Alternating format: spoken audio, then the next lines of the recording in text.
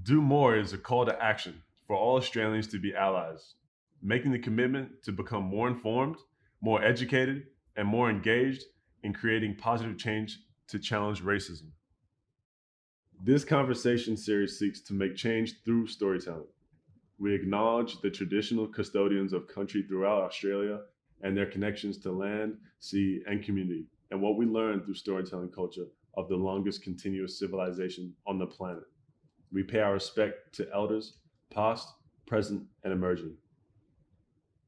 Hey, I'm Linda Marigliano, and I'm talking to Bruce Djite about racism, about equality. Bruce, hello. Melinda, nice to speak. Nice to speak to you. Look, we're talking about stuff that you have actually been talking about for a really long time. So we're going to dive right in, Bruce. We're getting into it. We're getting into the crux of it. Racism, it exists. We're talking about it. How has it shown up for you over the course of your life? I must say, I haven't suffered a great deal. I've seen it. I've seen it a great deal, but personally, I haven't suffered a great deal. I've been very lucky in that respect. You know, gone through school, I was always relatively popular. I was always good at sport. That helped me a lot. I think it works both ways. It can be very helpful. How is finding soccer a window into finding the true Bruce self and then encountering the cultures that existed on that playing field? Look, I think soccer, football, the world game, it's called the world game for a reason. It's the most inclusive sport in the world.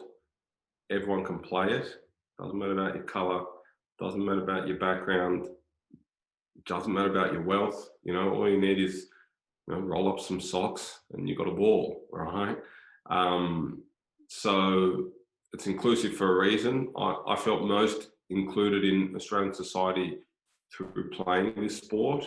Growing up as a kid, I felt much more comfortable out at Marconi Football Club in the western suburbs of Sydney, playing football with guys from Italian backgrounds, Balkan backgrounds, whether they be Croatians, Serbians, Macedonians, and the like, other Africans, Portuguese, Spanish. There were so many different cultures. Their parents spoke their native language, whether it's French, Spanish, Portuguese. I spoke French at home, so it was comforting to me to even if it wasn't French, to hear other languages being spoken by the parents. Obviously the kids weren't born here. Some of them, yes, maybe, of course, but their parents were clearly migrants. I felt very comfortable there.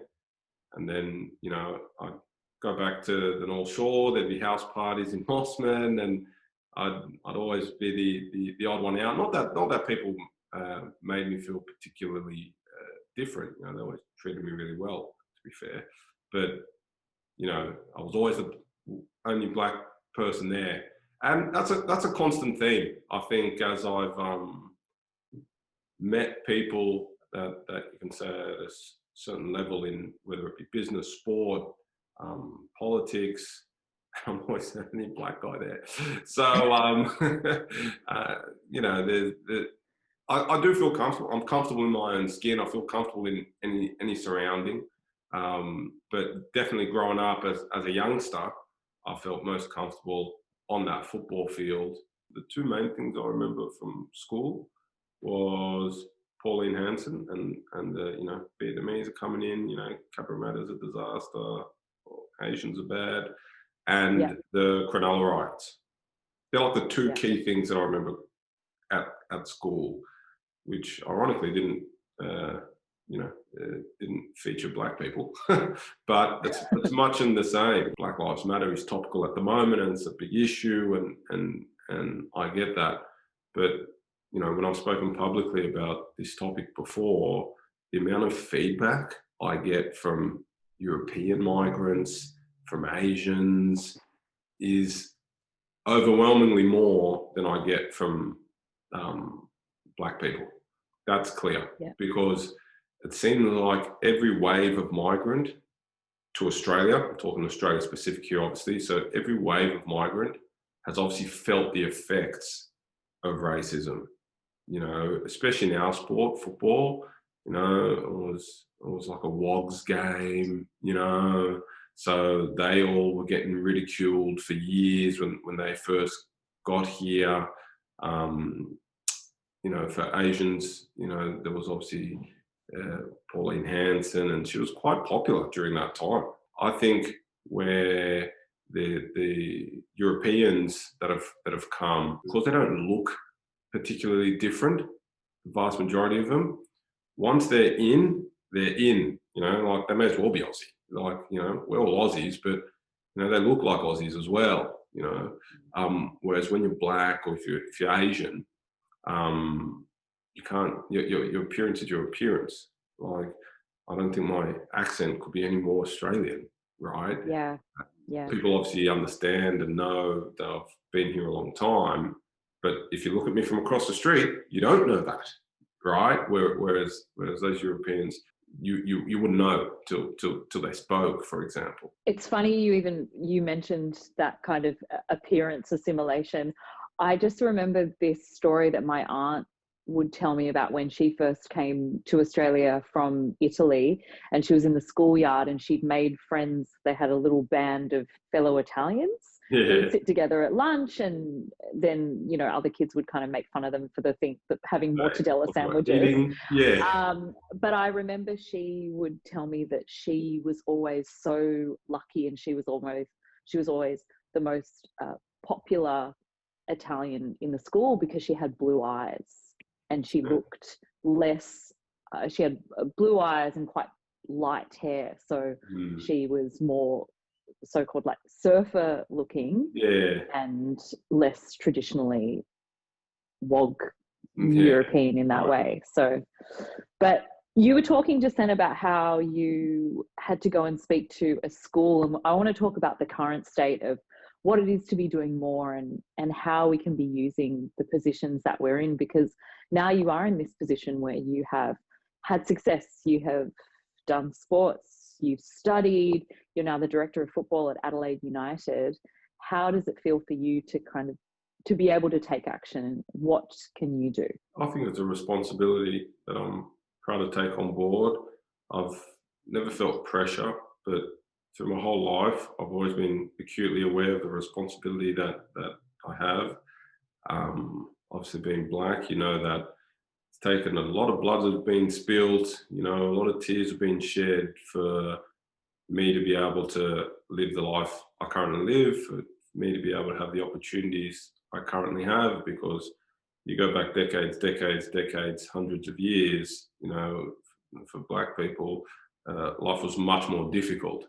So from quite a young age, I always felt that I'm standing on the shoulders of those that have come before me, and I'm in a better situation than what they were, and that's only come through hard work, sacrifice, and dedication. So I always took it upon myself, I don't know, for maybe when I was 12, pretty young age. It was always in the back of my mind, everything you do, make sure you do it better. There's always that sense that I've got something to prove, really. I think that's for the majority of migrants that come here. It's like justify us being here, and that sticks in my mind. It was the same when I played football. It was the same when I studied. I think it's part of my characteristic as well. It's very easy to come up with excuses. Didn't get the job because of racism. I'm not one for those, and that also is another reason why I've got that fire inside to be better, and then don't give anyone any excuse. Maybe I shouldn't feel like that if we lived in a more equal world, but you got to play the hand you're dealt as best you can. And I think now, because my dad was a university lecturer, he was a professor, he did his PhD. I'm seeing a lot of African refugees coming. I wasn't a refugee, so I've got no excuse to not do well with my life. There's a lot of people that are, privileged enough to be born into affluent families, or to suffer much less hardship or difficulties than others. I look at people like that and I feel that, you know what, technically that person should always do better than those that haven't had all, I won't call it a silver spoon, but they haven't had all the privileges that they've been afforded. So I think in my position now as a role model and someone that I know a lot of people look up to, because even when I walk in the street, sometimes my kids, I'll go past an African person and they'll say, keep doing well, my kids look up to you, you're a good role model, wish you all the best and all this sort of stuff. And my kids sort of look at me like, why does everyone talk to you? But, those comments every now and then, that they really leave an imprint on me, that my actions are being watched very carefully by a lot of people, because they see myself and maybe that's what they want to do. Maybe it's the footballing side, maybe it's the off-field side, but that's what they can see. They can see that it's possible, and with that comes a lot of responsibility. So whenever I get the opportunity to speak at a school, I'm going to speak at that school. And I always feel the best when I'm out in the community. It doesn't have to be an African community. When I'm out amongst people, whether I know them or not, if I can leave a smile on people's faces, I've always enjoyed that the most, whether it was when I was playing or post my sporting career. The ability that I felt to make people smile or be happy, that's what I've always enjoyed the most. What did you say to the kids that you had to speak to recently that were in the high school where they had still been encountering culture clashes and things? Because it's not just about empowering the kids that look like you, or if they're going, if I see it, I can be like Bruce, I can be this strong, successful man of color. But what angle do you take with kids that are the ones causing the clashes in a way? So there's two aspects. So those suffering, on the end of the remarks, I always try to tell them to obviously call it out. Don't ignore it. You've got to call it out, but use that anger for a positive outcome. So if you're on a football field, and you can call it out, but then don't go and punch the person. That's no good to you. Then you really lose. That's when you really lose. Try to use that anger in, sprinting faster or getting back and defending, when you feel like you're out of breath, maybe it's that anger and adrenaline that can push you to do that little bit extra and be even better, which is much easier said than done, but it's definitely, something I think they can use that for positive energy. And for those that maybe aren't educated enough, and there's two types. There's the people that honestly, they've been brought up poorly, they're uneducated, and they say things without thinking, they don't understand the damage it does and all the rest. And then there's the others that know well and good, right from wrong, are well educated, and regardless, they are trying to inflict harm and pain on others. What I say to them is, be empathetic. It's very difficult to walk in other people's shoes. Everyone's got a story. You can be an angry white kid because, your parents were drug addicts or unemployed, or, they go through difficulties as well. It's, difficult times doesn't discriminate. There's a lot of people who go through difficult times, but everyone's got a story. You yourself have a story. I've got a story, so you need to try and put yourself in other people's shoes and therefore be empathetic. And it also comes back to that context knowledge where I talk about every now and then about, you can read up on racism, you can see all the history, you can have all the content in the world and be completely across it. But till you've actually lived it, and that's why it's hard sometimes for white people, because it's hard for them to fathom. You know, they can't get it. They can't. It's impossible.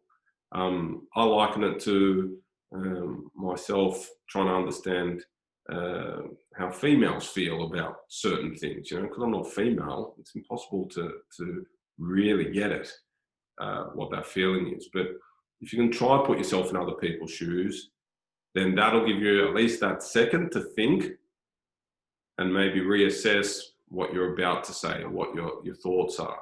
The real challenge comes in eradicating those thoughts from even existing. That's when we have success, when that racist thought that enters your mind doesn't even enter your mind. But the first step is being aware that it is there, and being conscious of where it has come from. Where it's come from and the damage it could cause. Bruce, describe the future of Australia as you see it, if everybody stands up and actually does more. Look, I think first and foremost, Australia is a very good country. There's no doubt about that. I'm very proud to be Australian. I think I'm very lucky to live in such a fantastic country.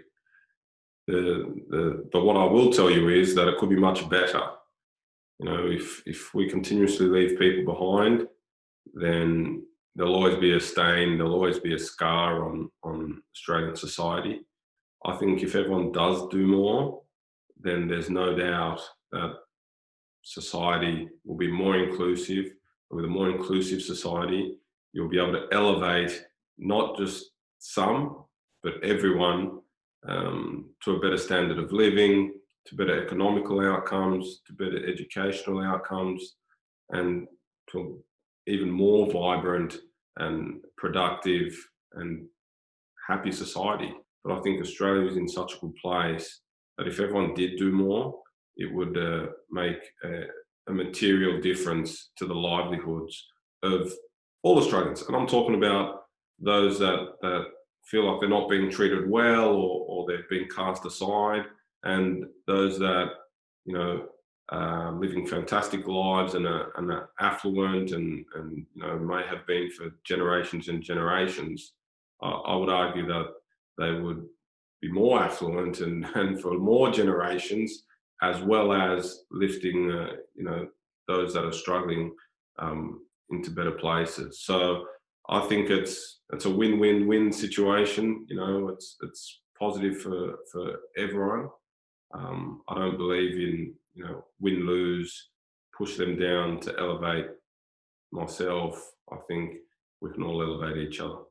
Bruce, thank you so much for your time, dude. Total pleasure. I feel like I could pick your brain with so many of these things. Thanks for having me on. I'm just trying to do more.